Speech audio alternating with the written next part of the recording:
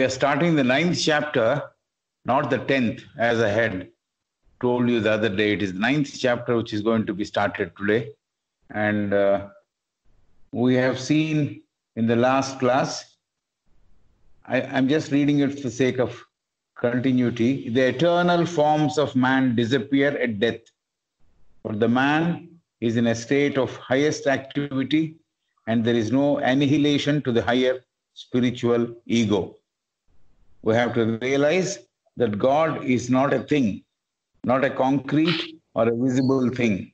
We cannot name it like we name an object on earth.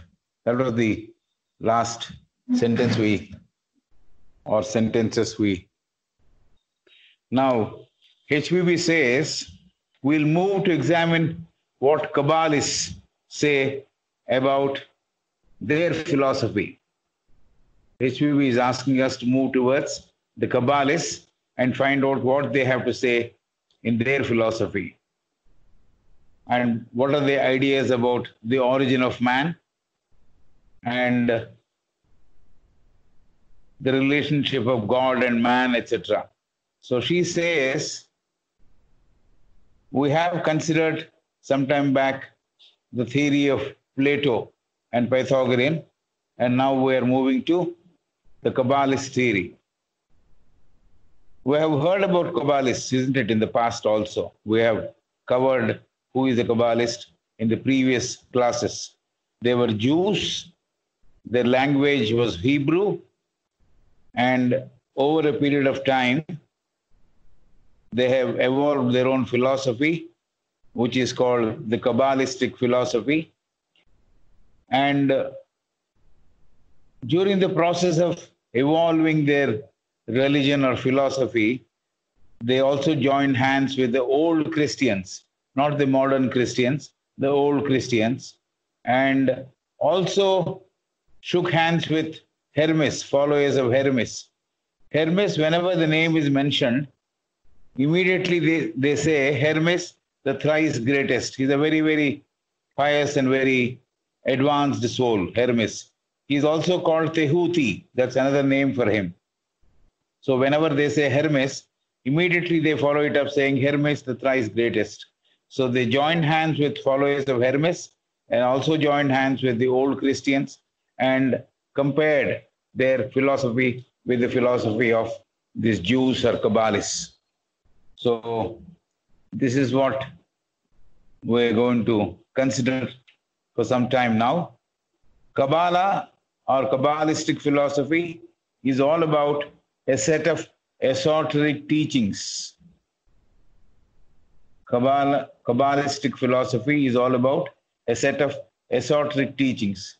These teachings are meant to give information all about the relationship between eternal, that is unchanging, ever-living God, and their language, in the Jewish language, they call it Ein Sof. The way they write it in English is A-I-N-S-O-F, Ein Sof. That is the name they give for the eternal.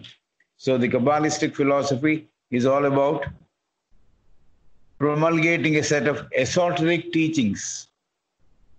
All the teachings were esoteric. And these teachings, they were supposed to give information all about the relationship between the eternal and unchanging God. Unchanging God means He's always there. There's no question of the form disappearing or the concept disappearing and things like that. It's eternal. So they call it Ein Sof, A-I-N-S-O-F. And they also call the infinite. As compared to that, the relationship the Kabbalistic philosophy is wanting to examine and consider the mortal finite being, that is man. So the relationship between the eternal God and the finite man, the infinite God and the finite man, is what the Kabbalistic philosophy is teaching in esoteric content, in an esoteric way. Universe also is God's creation. Universe also is God creation, is what the Kabbalists believe. The teachings form the foundation of the mystical religion called Judaism. The teachings form the foundation of the mystical religion called Judaism. One of the fundamental texts of Kabbalistic religion is Zohar, Z-O-H-A-R. About this also we have covered some time back. The name Zohar is familiar to us. One of the fundamental texts, religious texts of Kabbalistic religion is Zohar. Even this text was esoteric to begin with. Even this text was esoteric to begin with. Then it was thrown open. This book was thrown open to public in the 13th century. That's what the history says. So Kabbalistic philosophy talks about the eternal God and the not so eternal man, the mortal man, the infinite God and the finite man. And it also talks about the universe, which is God's creation. And the teachings form the foundation of the mystical religion called Judaism. And one of the fundamental texts, like we have Bible in the Christianity, the text which the Judaism talks about is Zohar, Z-O-H-A-R. That's the main text of Kabbalistic religion. They call it mystical religion because maybe most of it is coupled with mysticism, not easily understandable. The mind has to be applied to understand that religion. So that's why they say it's all secretive and esoteric. So even this text, to begin with, was esoteric. And this was thrown open to public. That is, Zohar was thrown open to public in the 13th century. And what does that text give? That text, Zohar, gives the occult knowledge of God. The occult knowledge of God, not the direct description of God or anything like that, but something about God in a secretive way, in a way in which people have to really put their minds to understand what God is like. It is occult, means it's not open, it's not ready to be understood by everybody, but it is an occult knowledge of God.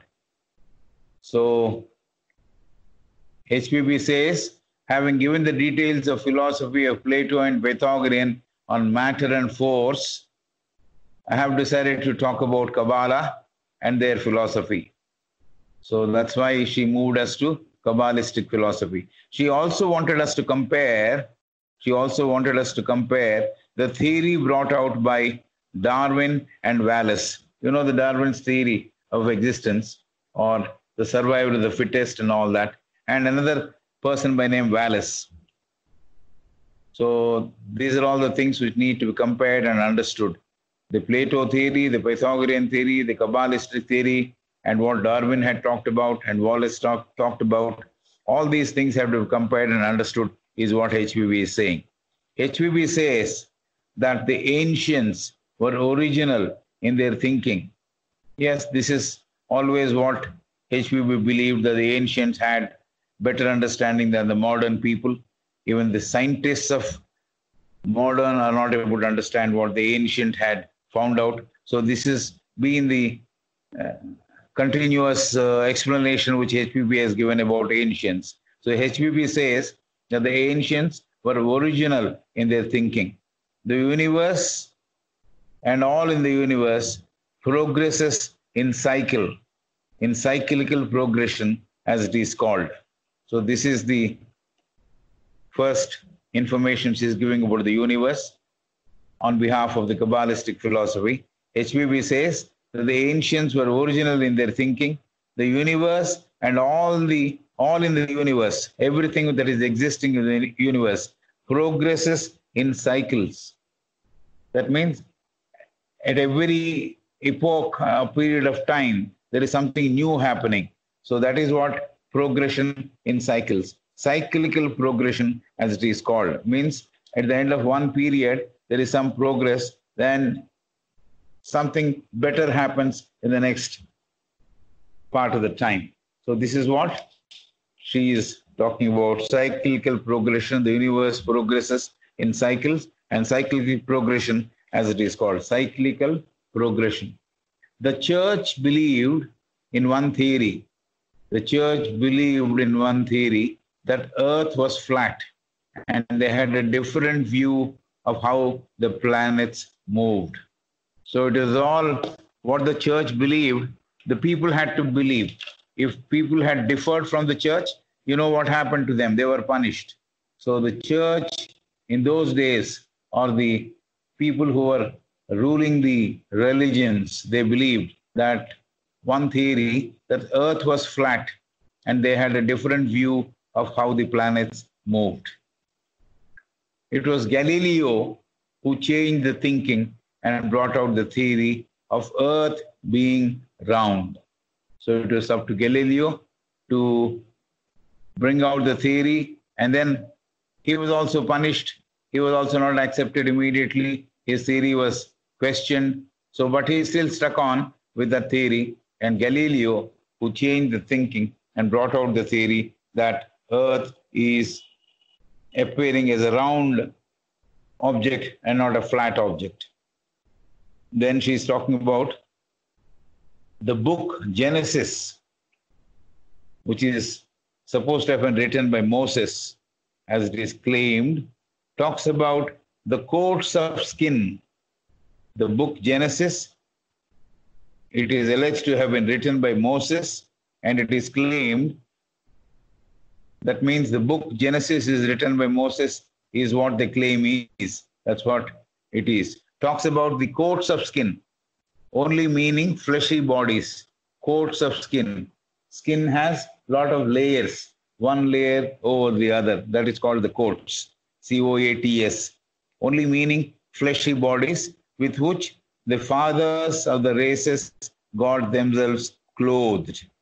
The fathers of the races got themselves clothed. So everybody else who became part of that race had the similar fleshy bodies, which were consisting of coats of skin. Coats means layers of skin. To begin with, the form was godlike. To begin with, the form was godlike, half body and half ether. To begin with, the form was godlike, half body and half ether. Maybe they believed that God was like that. That's why they say half body and half ether.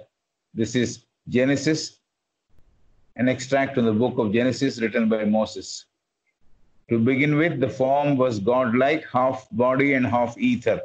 And later on, as time progressed, the shape or form became grosser and grosser. So later on, as the time progressed, the shape or form became grosser and grosser.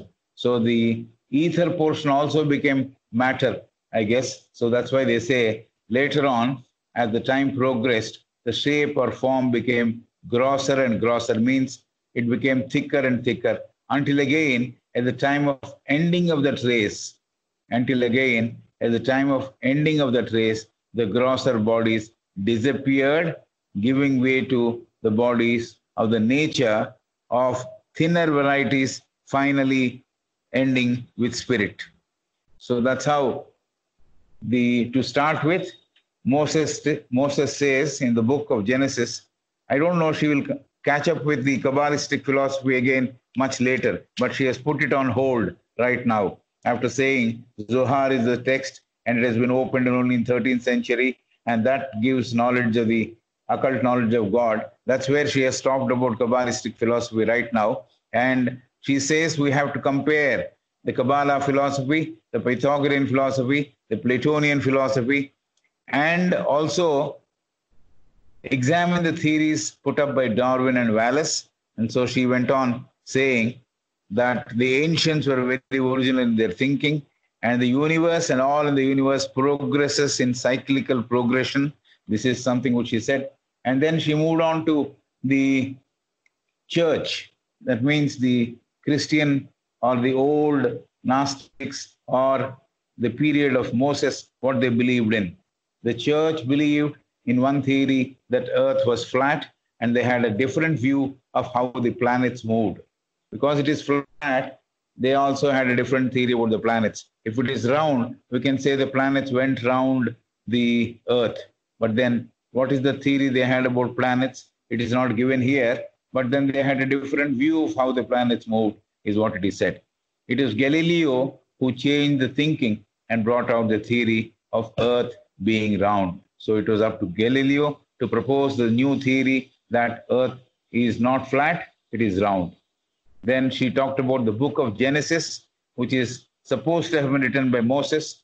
And that book talks about the coats of skin. That means layers of skin. Each layer is called a coat, C-O-A-T. So each layer is called a coat, only meaning fleshy bodies with which the fathers of the races got themselves clothed first. So the beginning of the race, the fathers of the races, they started with these coats of skin or fleshy bodies. To begin with, the form was God-like. What was the form like? It was more like God, half body and half ether. This God-like, not the capital G, but small g, God-like, small g. So the divine beings were half ether and half matter and half ether. They're not universal God or God as proposed by the religion in toto. They're talking about divine beings who have reached that stage. They were appearing half body and half ether. So man also was like that to begin with. And later on, as time progressed, the shape or form became grosser and grosser. So he started wearing grosser bodies, grosser skins, until again, at the time of ending of that race, when the time to end that race had come, at that point of time, the grosser bodies disappeared, giving way to the bodies of the nature of thinner varieties, finally ending in spirit. Spirit is something which is always there. The bodies, however light, however grosser, all they disappear. So all the bodies disappeared at the end of the race, and only the spirit survived. How many years were each yuga or cycle consisted was only known to initiates, because she talked about cyclical progression. Each cycle is called yuga. Yuga is a Sanskrit term. So HBB says how many years were each yuga or cycle consisted was only known to initiates. But later on, they have found out a method of saying how many years make Kali Yuga, how many years make Satya Yuga, all that is there. But at that point of time, when she wrote this, she says Yuga or a cycle consisted of only some period of number of years, only the initiate knew how many years. That information was unbreakable mystery. That information was unbreakable mystery. With each cycle or age, man grew more refined until man reached a stage of perfection. So this is how the man progressed in that particular cycle or yuga. It was unbreakable mystery. Not ordinary people did not understand how many years made a yuga or a cycle. But with each cycle or age, man grew more refined. He became more refined person until man reached a stage of perfection. So when the stage was perfect, then that was the culmination of that particular race. Every time a wave of progress receded means went back or it was withdrawn. Every time a wave of progress receded, it carried back the traces of human, social, and intellectual progress. Every time a wave of progress receded, it carried back the traces of human, social, and intellectual progress. So all the progress made on the fronts of social and the human front and the intellectual progress means how intelligent the man became. All those traces were taken back into the time, every time a wave of progress receded, it went back into the source. It carried back the traces of human, social, and intellectual progress. The cycles of progress or the progress of humanity occurred again and again and got transformed as highly civilized, flourishing nations. And they came up and after waxing, enjoying in power, attained the peak of developments, and then the civilizations disappeared or got absorbed in time and were extinct. This is how the progress is there described anywhere, but here she is talking about how it was written in the book Genesis. And she says every time a wave of progress receded, means it started withdrawing, it carried back the traces of human, social, and intellectual progress. If some people had followed the Noah's of Ark in that particular ship, a specimen of each was loaded into that particular ship. A goat, a man, a woman, everything which existed in the universe went into that boat. That's how that boat went into the eternal time. That's how that particular talk about Noah's Ark, that particular philosophy talks about. So very similar to that is what is being suggested here. Every time a wave of progress receded, it carried back the traces of human, social, intellectual progress. So when the progress of human, social, intellectual has been withdrawn, so the next cycle, the next person or next race which comes about is coming with that advantage. Already they have that, and so from there on they move. That's perhaps the reason why these forces or these traces of human, social, intellectual progress also disappeared or went back into the time.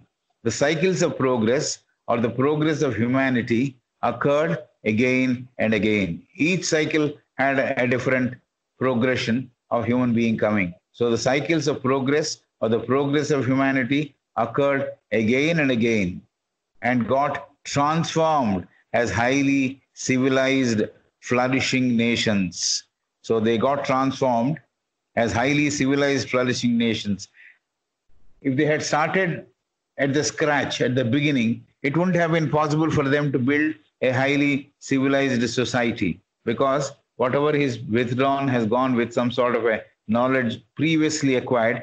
With that knowledge, the second new race is coming up. So then that progression, because of the progression which has taken place in humanity, because it is coming again and again, the progress is occurring again and again, and that got transformed as highly civilized, flourishing nations, because all the nations were very comfortable living with good wealth, and highly civilized, flourishing nations came up, and after waxing, enjoying in power, waxing means relaxing, waxing means enjoying, and after waxing, enjoying in power, attained the peak of development again, and then the civilization disappeared.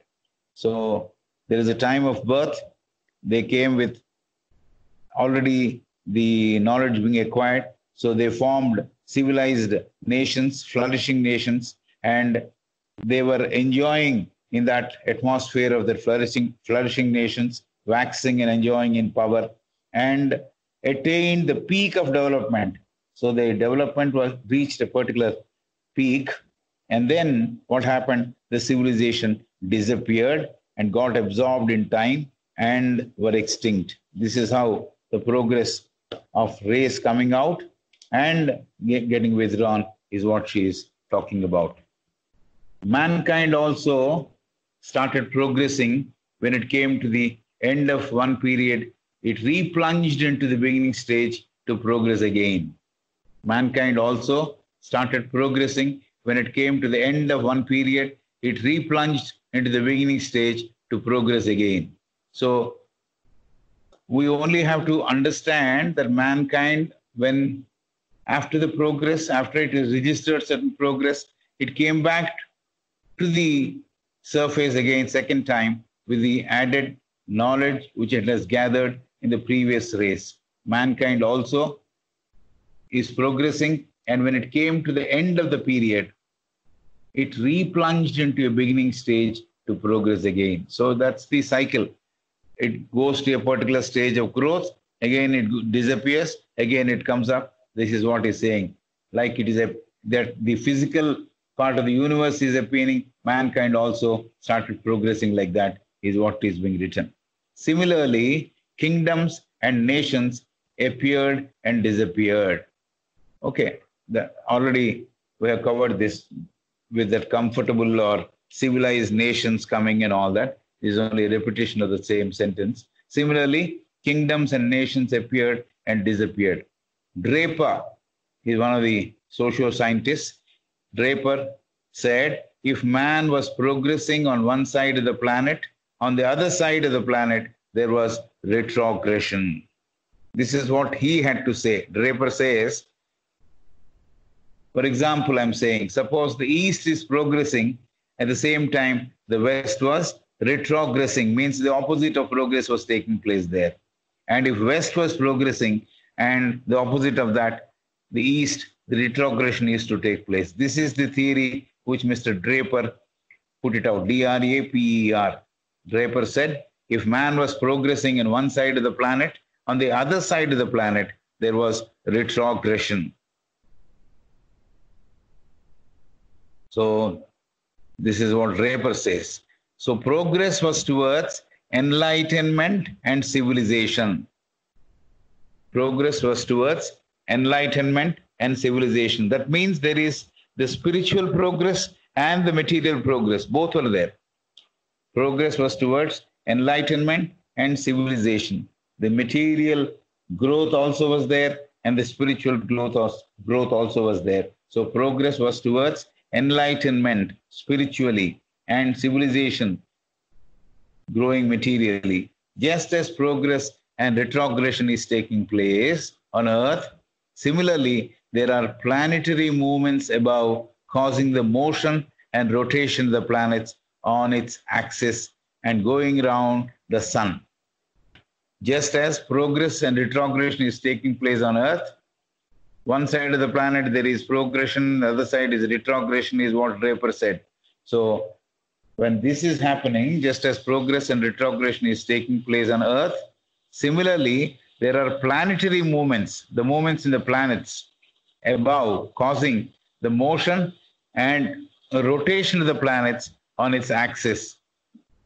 So the planets were moving around themselves and moving around the central sun, going around the sun.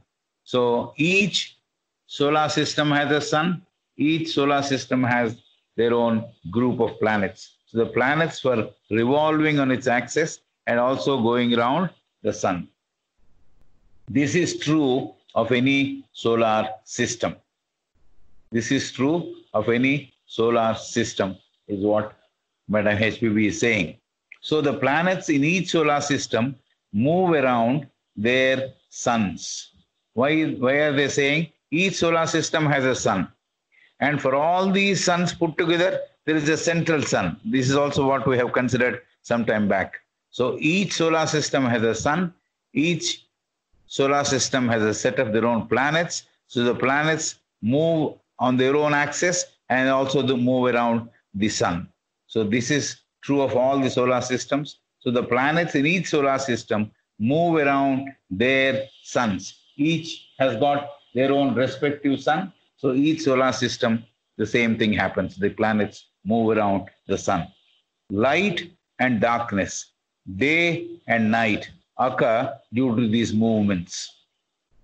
Light and darkness, day and night occur due to these movements, and the planets travel touching each zodiac sign. We have 12 zodiac signs. So the planet, when it moves from, say, Leo to Taurus, it leaves Leo and touches Taurus. So that's how the movement, the planets move and touch each zodiac sign. This is the statement which we have to understand. Light and darkness, day and night occur due to these movements.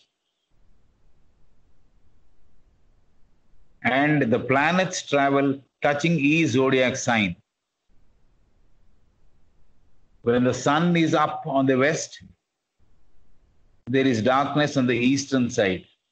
When the sun is sinking, say, or sunset in the west, it is rising in the east. That's how the sunrise and the sunset happens. So the light and the darkness, the day and the night, it appears because of the movement which is there. The planets travel touching each zodiac sign. The planets travel touching each zodiac sign. So people, the microcosm, the man who has a set of zodiac signs attached to his time of birth or date of birth or things like that, whenever these movements take place and the planets go from one home to another home or one zodiac sign to another zodiac sign, there is a difference which you will feel because he is microcosm and the macrocosm, the movement is happening. So this is what he is saying. Hermes says, Hermes the thrice greatest says in his axiom means that emphatic statement or a truth or a principle, it's called axiom. As above, so below, as in heaven, so on earth. So exactly what is happening above is happening below on earth. And whatever is happening on earth is happening above. This is his statement. As above, so below, as in heavens, so on earth. So whatever happens in heaven also happens in earth. Similarly, whatever happens above also happens below. This statement is statement made by Hermes, and this is an axiom. Hermes, the thrice greatest, says in his axiom, as above, so below, as in heavens, so on earth. So it is a replica. Whatever is happening above is happening down below, and what is happening on earth is also happening in the heavens. Alfred Wallace, she talked about Darwin and Wallace. Alfred Wallace, she's talking about now.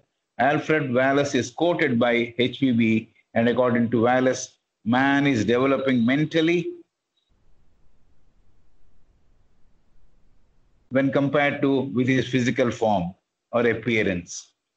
HPB says, Alfred Wallace said this. Alfred Wallace said this. HPB is quoting, according to Wallace, man is developing mentally faster than the physical form or appearance. Means the growth which he marks in the mental development is much faster than the physical form or physical growth or appearance. Man, when compared with animal, has improved based on mental reorganization. Definitely, man, when compared with animal, has improved based on mental reorganization, though there is not much change in the outer form. Maybe he should have written outer behavior. That would have been ideal. Outer form also has changed. Animal is different, man is different. But then it is written like this. According to Wallace, man is developing mentally faster than his physical form or appearance. Man, when compared with animal, has improved based on mental reorganization. Means the mental capabilities of man are far more superior than that of an animal. Right? That is the mental reorganization he is talking about. Though there is not much change in the outer form. Outer form, when you perhaps compare him with the chimpanzee or something which walks, uses the two legs as hands and two legs for walking, it is almost like man. So appearance-wise also perhaps there is not much of movement, much of change, but then there is a lot of change as far as the thinking capabilities of man is concerned. But what I meant was when I said the behavior pattern, though we have taken a form of a human being, though we have got a better mind to work with, still the way we think about is perhaps with animal propensities or animal-like habits. So that's why I'm saying this sentence should have been. It's not our choice, but I'm just saying the man, when compared with animal, has improved based on mental reorganization, though there is not much change in the outer form. That I say in the outer behavior. I'm just saying outer form is what the book says. Lot of changes take place which are noticeable. Lot of changes take place which are noticeable. His body is less hairy, hair, Hair. His body is less hairy when compared with the animal. I'm sure he is comparing with the chimpanzee, which had more hair. So Darwin also believed that we all came from that particular monkey, isn't it? Or the developed monkey. So Wallace also perhaps his disciple, he says this, lot of changes have taken place which are noticeable, and his body is less hairy now when compared with the animal. So animal has more hairs, man has less hairs, is what he is saying when compared to the animal, who is supposed to be our predecessor or someone from whom we have evolved, man has evolved.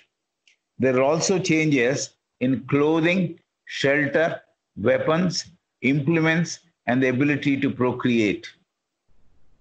There are also changes in clothing, shelter, weapons, implements, and the ability to procreate. Of course, these are all due to civilization, the various patterns of clothing and the way he would house himself and the instruments he will use to hunt and things like that. So they all changed.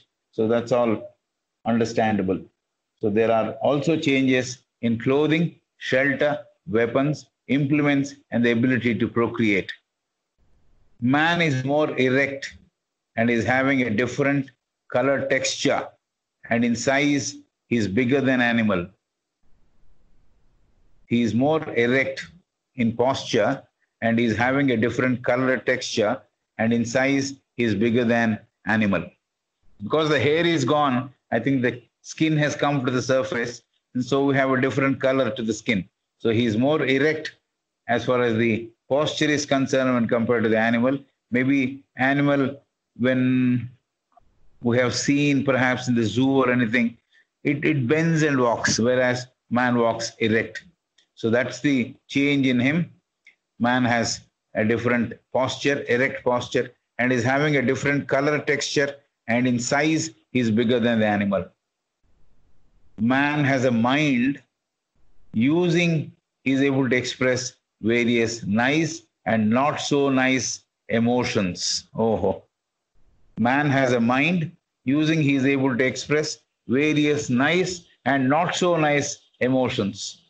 So man is using the mind to show his emotions. Some are nice, some are not so nice. That's what the text says. These have also improved man's intellect. These have also improved the man's intellect. What has improved? The mind, presence of mind in the man has improved his intellect. That's what it means. These have also improved man's intellect. He has not developed the ability to speak till then. He has not developed the ability to speak then. These are some of the anthropological details of man. These are all some of the anthropological details of man. So to begin with, man did not have a language, or he could not speak. He could not speak in intelligible terms. Maybe he would shout to show his anger or make sounds to show that he is angry. Maybe he will produce a different sound to say that he is loving. Maybe that's how he started living. So mankind will just cover the portion which we have come forward. We have covered the cycles of progress, and the progress of humanity occurred again and again, and got transformed as highly civilized, flourishing nations came up, and after waxing, enjoying in power, attained the peaks of development, and then the civilization disappeared, got absorbed in time, and were extinct. This is understood. Mankind also started progressing. When it came to the end of the period, it replunged into the beginning stage to progress again. This is how it starts. Every time the race comes to an end, again it starts at the beginning. Similarly, kingdoms and nations appeared and disappeared. Draper, the socio-scientist, said if man was progressing on one side of the planet, on the other side of the planet, there was retrogression. So no progress on one side, progress on another side. That's what he said. Progress was towards enlightenment and civilization. Thank God. Progress was towards enlightenment and civilization. So enlightenment is related to the mind.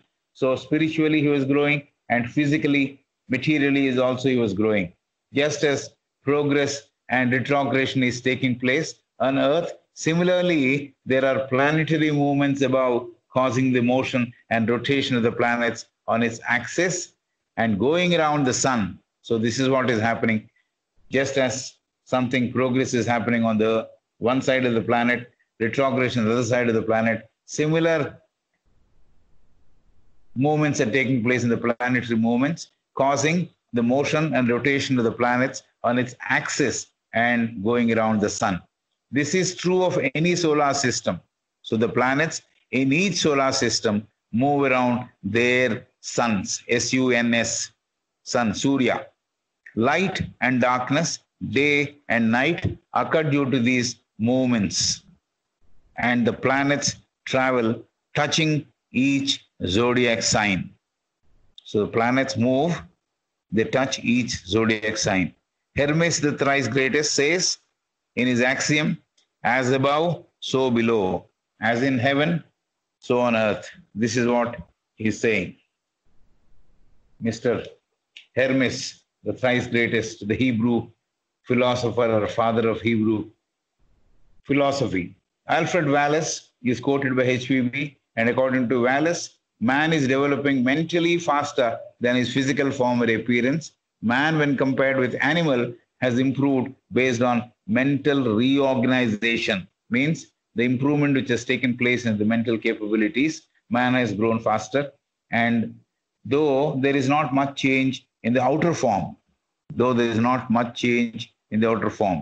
what the text says. Lot of changes take place which are noticeable.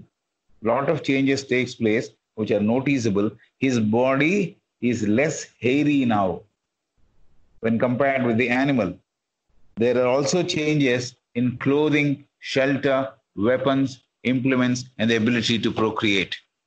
He's more erect in his posture and is having a different color, texture to his skin, and in size, he is bigger than the animal. So this is the progress man has made. Man has a mind. He is able to express various nice and not so nice emotions.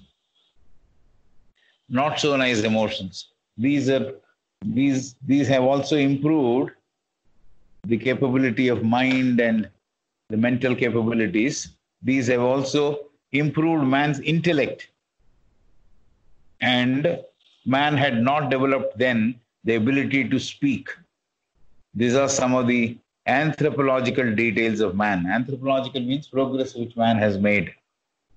Holding a bone or a fossiled being, using psychometry, restructuring a life form, using a bone or a stone of a building. We have read this. Psychometry means, suppose somebody has got a portion of a building and holding that building onto the forehead, holding that piece of that building onto the forehead, he is able to imagine what that building looks like. Similarly, a person, some bone is there, holding that bone onto his forehead, is able to imagine the form of that animal or man. So this is what he's being quoted about now. Holding a bone, a fossil being means bone of a person who is no more, who has become a fossil, only bones are available. Holding that fossil being's bone, using psychometry, restructuring a life form, using a bone or a stone of a building. Mrs. Denton, it's not Danton, it is Denton. Mrs. Denton, D-E-N-T-O-N, not D-A-N, it is D-E-N-T-O-N, clairvoyantly could see the initial monkey man or man belonging to a stone age. So this is what she could see, I believe, this Mrs. Denton could see, because she got hold of a bone of a fossil being. Using psychometry, she could visualize or she could see the form of the initial monkey man, how he looked. Clairvoyantly, she could see the initial monkey man or man belonging to Stone Age.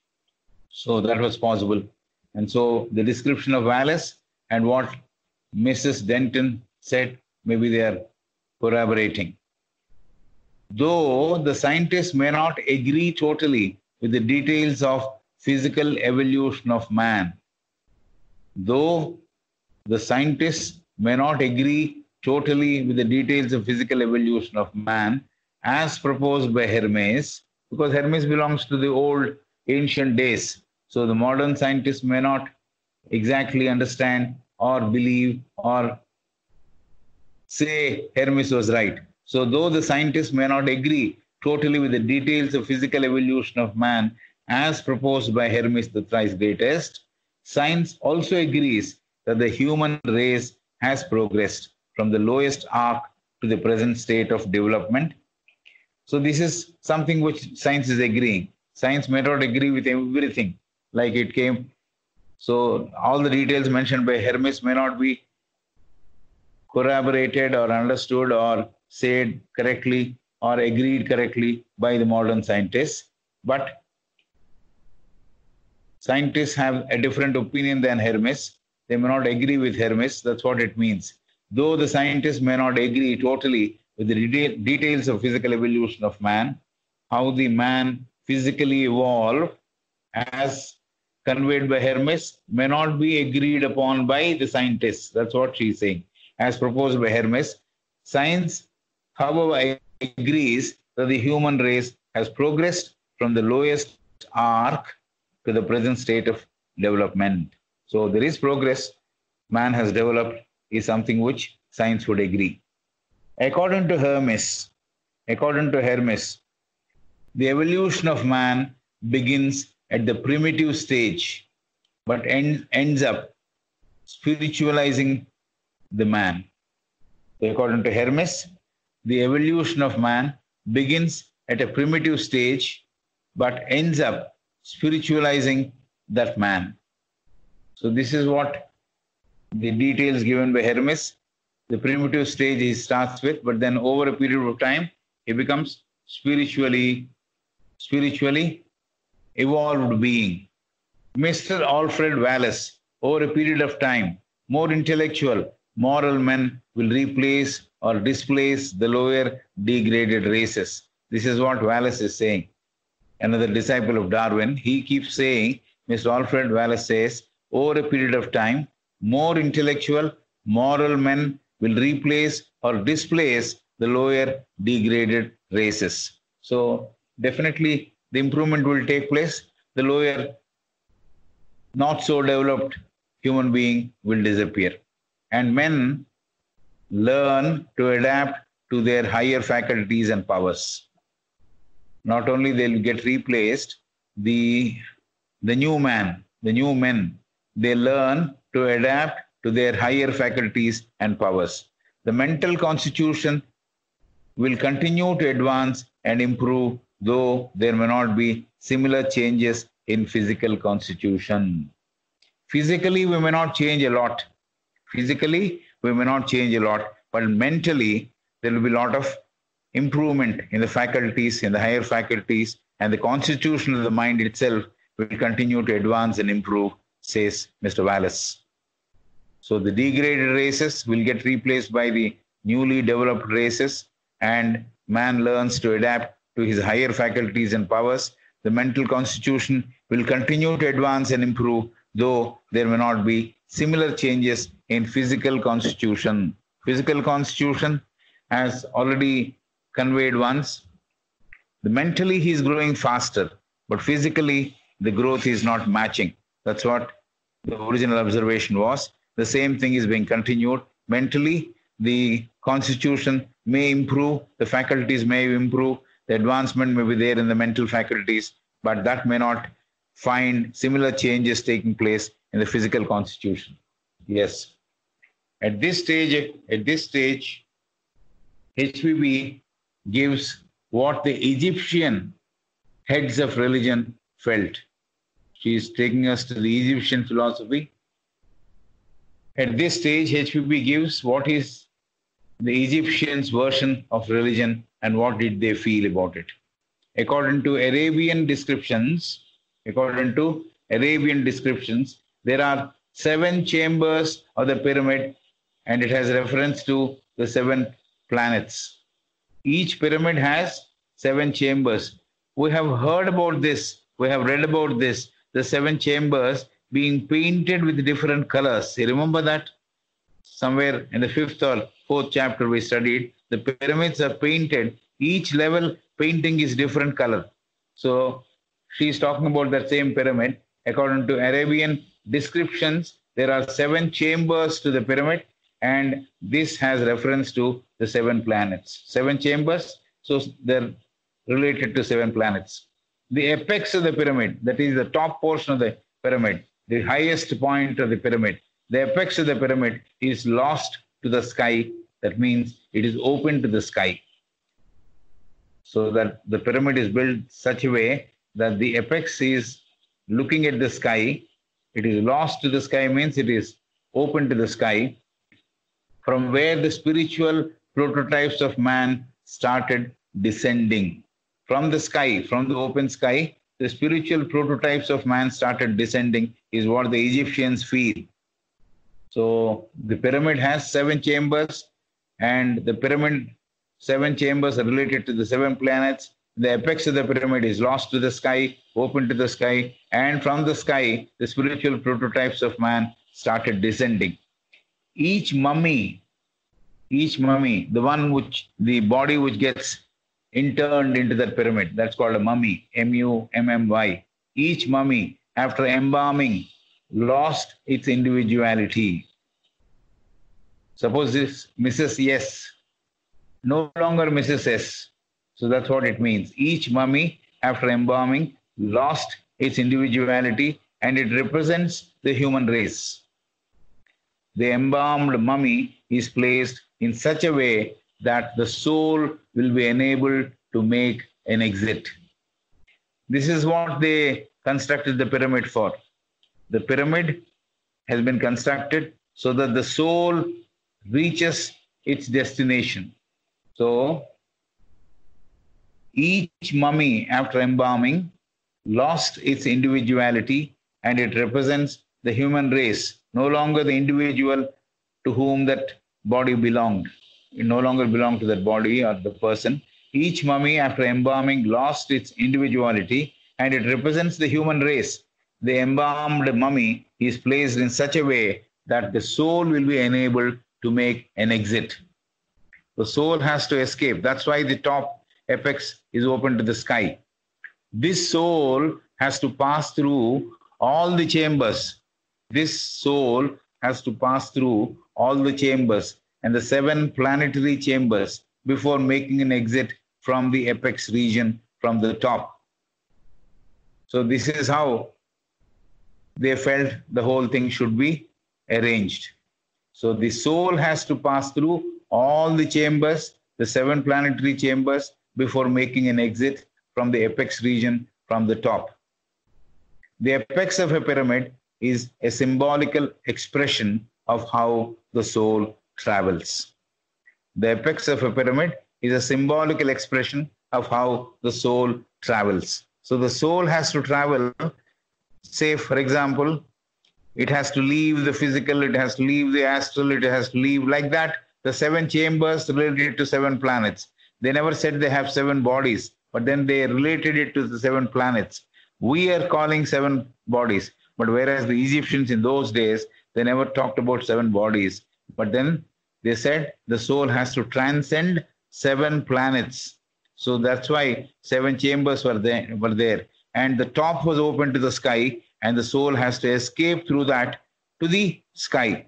And they felt that from the sky only, the people, the descendants of the human race came down. So this is what their belief was.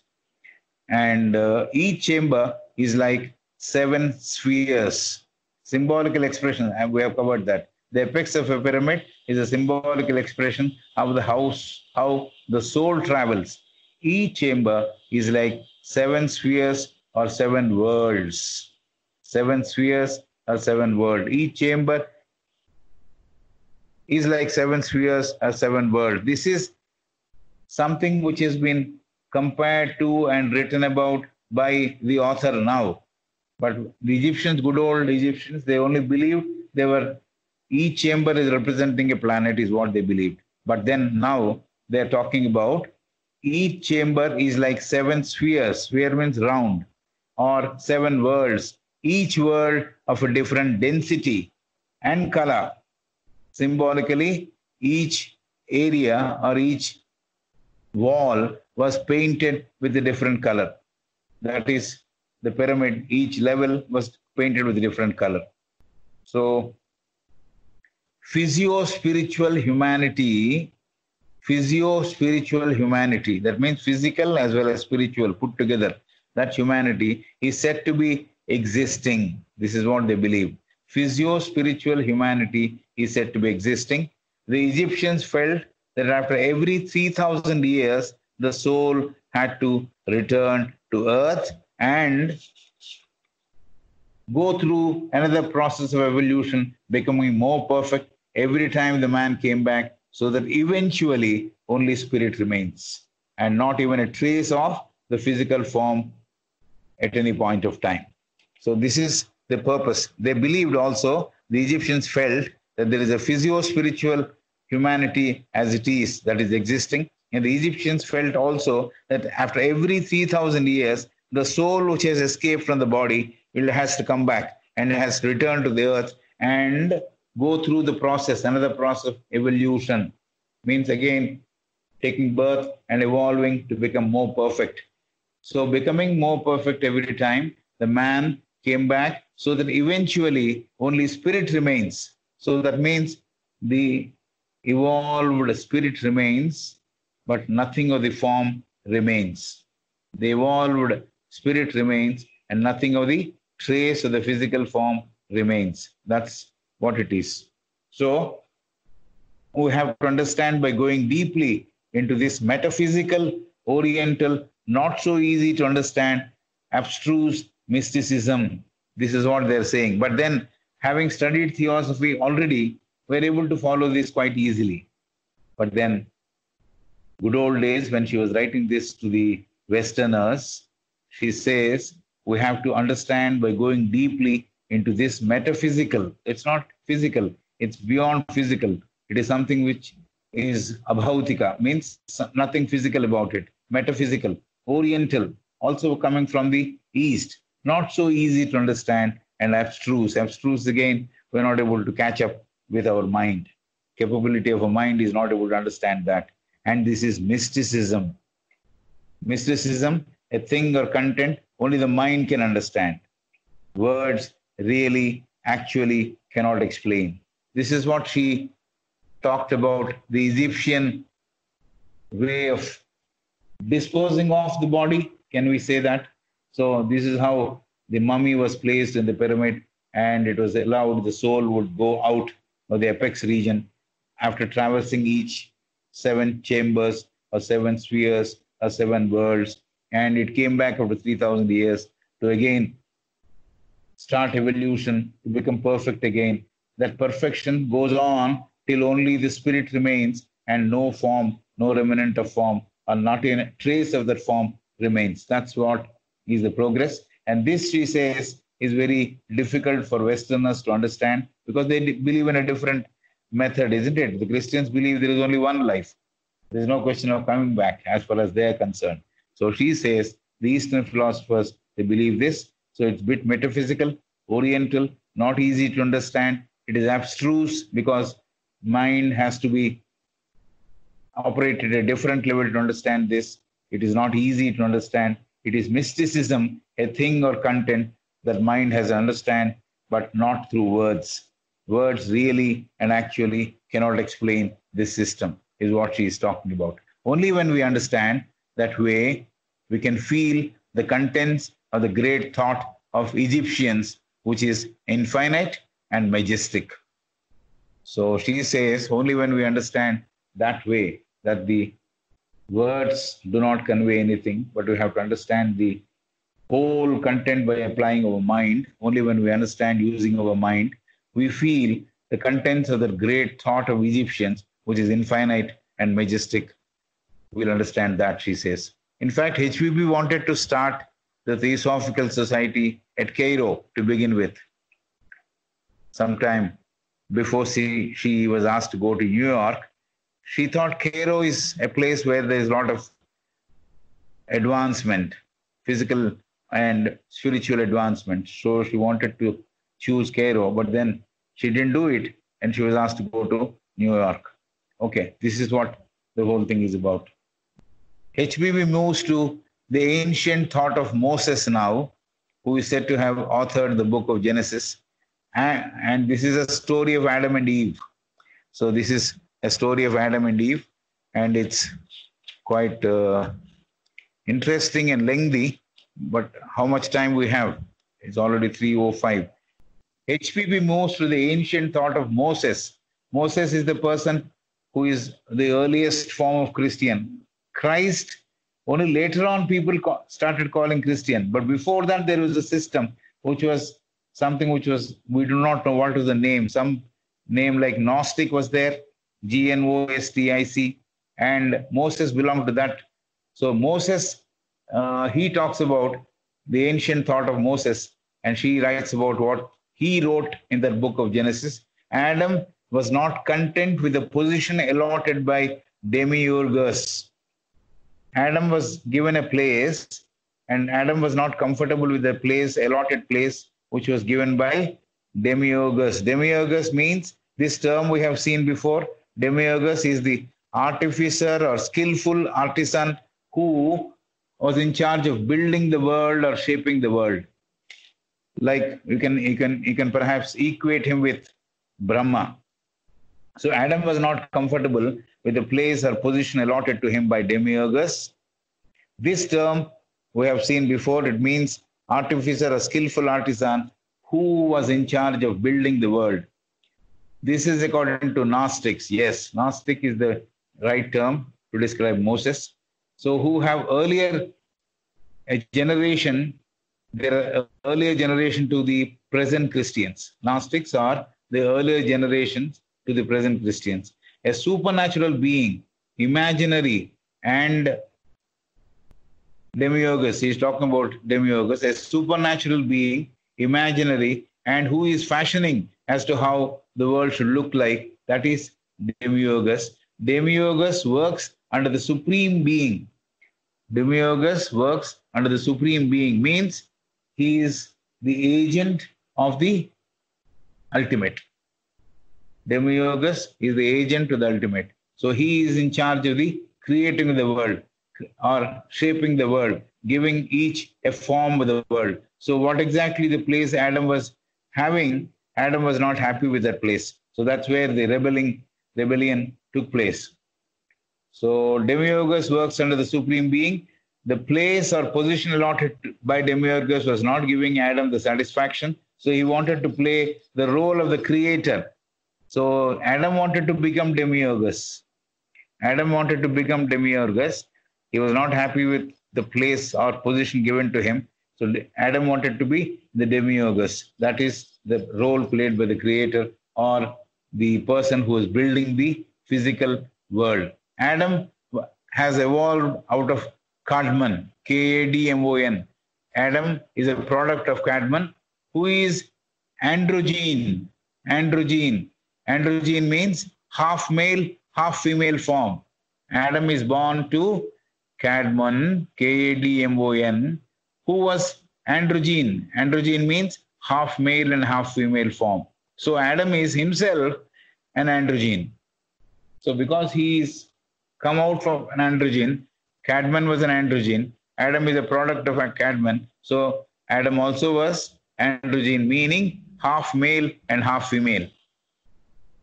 So Plato says allegorically that a race which is like a small tree, which is part of a big tree. So describing Kadmon and Adam, Plato says it is like a small tree coming out of a big tree. Kadmon was the bigger tree, Adam was a smaller tree. Both are androgynes. Androgyne meaning half female and half male. And in that big tree, which is Kadmon, all the roots of all the races are present. Divine spirit is considered as the universal principle described as unity. Divine spirit is considered as the universal principle described as unity. The rays of the spiritual sun, the rays of the spiritual sun are called the universal principle or the unity, and or the central sun we can call about and talk about central sun, and form that eternal light.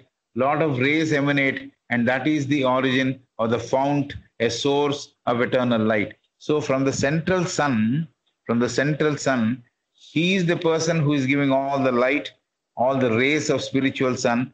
So this is the universal principle. The central sun is the universal principle. This is the divine spirit. This is considered the unity, also called unity, the rays of spiritual sun, and this is belonging to the central sun. And from that, the eternal light comes out. The eternal light is coming out. From that eternal light, lot of rays emanate, and that is the origin or the fount of a source of eternal light. Man had his origin from this eternal source. From the central sun, from that rays of the central sun, man has come out. This is the philosophy. Man had his origin from this eternal source, which is belonging to the central sun or the central source of light, which is eternal. We may seeing this, the form of man as he is now, we may reject the concept of androgyne. We may definitely say androgyne may not be true, because looking at how a man looks like now, how a female looks like now, we may not agree with the theory half male and half female. We may, seeing the form of man as he is now, we may reject the concept of androgyne, half man and half woman. But there is a spiritual significance, though we may not consider. There is a spiritual significance for this half man, half woman, which we may not consider here. She says androgyne as part of our physical evolution. Androgyne is a part of our physical evolution. In the creation, there is duality. In the creation, there is duality. What is the duality? Good and evil, light and darkness, and so on. So there is duality, good and evil, light and darkness, and so on. Man could not hypostasize, that is, represent a woman. Man could not hypostasize or represent a woman. He was in her and she was in him, because half male, half female, you couldn't separate it. And man could not represent a woman because the woman was not separate from man. So that is what she's trying to say using a particular word called hypostasize. Hypostasize. Hypostasize. That is, represent a woman. Man is not able to represent a woman. He was in her and she was in him, as a result of intentions related to matter, which were the reason for the female form to fall or become part of the spiritual man. From that moment, the androgynal man disappeared. A woman, a separate entity, emerged. So what happened? Because of the physical demands or physical urges, there is a half female, half male, all right, but then the female component, which were the reason for the female form to fall or become part of the spiritual man. This female form fell on the part of the spiritual man. From that moment, the androgynal man disappeared. The half man, half male, half female disappeared when the female form fell on the spiritual man. That is what the book says. So let's not contest it. This is how the book is saying. The female form fell on the spiritual man. From that moment, the androgynal man disappeared. A woman, a separate entity, emerged. So from the half male, half female, when the female form fell on the spiritual man, that androgynal form disappeared, giving separate entity or separate existence to a woman. Then the journey of man and woman started, says the book of Genesis. So then the journey of man and woman started, says the book of Genesis. So there was a division which was formed due to the physical matter, the female matter falling on the spiritual man. that put an end to the androgynal form. So then the female became separate, and then the two entities, the man and the woman, started making the journey. So this is how the book of Genesis describes how the man and woman, or man and female, this got separated from half male, half female. So man and woman fell away from spirit, and they were representing physical matter. When this happened for the first time, when man became physical, woman became physical, they fell away from the spirit. Spirit was deserting them. They were no longer spiritual. So they were representing physical matter, because Adam wanted to be a creator, because that was the urge in him. He wanted to become a creator. He wanted to replace Demiurgus. So because he wanted to become a creator, he took the form of a man who is the physical creator. When he combines with the physical woman who emerged out of man, man is imprisoned in that matter, and in an effort, many years required, and started producing different forms. So that's how the Adam and Eve committed the sin, is what the book of Genesis is talking about. The book of Genesis is talking about this particular story where Adam wanted to replace Demiurgus. And Adam was, after all, androgynous, means half male, half female. So he was born of Cadmon, who was also an androgen. And this androgen form disappeared when the female form fell on the spiritual content of man. So then they became separate. Spirit actually deserted them. And then they became man and woman. And because Adam wanted to create, he wanted to become a creator, he started playing the role of a man who could procreate. And so the human race started developing. This is the story of man origin, or man's development. We'll stop here. Yes, sir. Thank you, sir. Sir, ఇక్కడ ఒక doubt sir. Judaism అనేది mystic religion అని ఎందుకు అన్నారు sir? అంటే like juice అన్ని అందరు, ఇప్పుడు క్రిస్టియానిటీ వచ్చింది జ్యూస్ నుంచే కదండి sir. Like Christ was Born as a zoo కదండి sir. You're right. All that is right. But every religion had something esoteric about it, something exoteric about it. Not all Jews were party to everything which is available in the religion. Similarly, even the Christians, every Christian after Christ also, they were not open to all the secrets. Like that, Judaism in the beginning was not open to, not many people could understand. Very few people were there. So that was esoteric teachings, they said. The teachings itself was esoteric.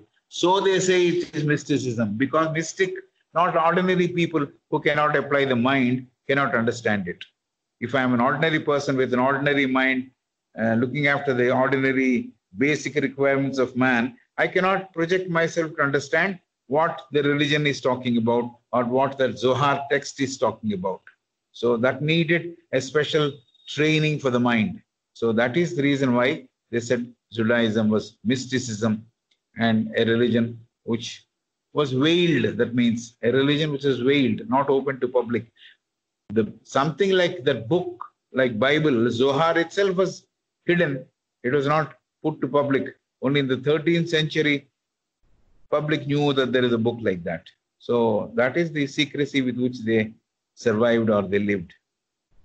Even in our religion, there are certain facets of it which we do not know. Ordinary person will not know. Similarly, all these religions have the esoteric content and exoteric content. Esoteric content was more in Judaism. Yes, Christ was born there, all right. But then the religion per se had a lot of contents which were ordinary person cannot understand. Ordinary mind cannot understand. That's why it was called mystic.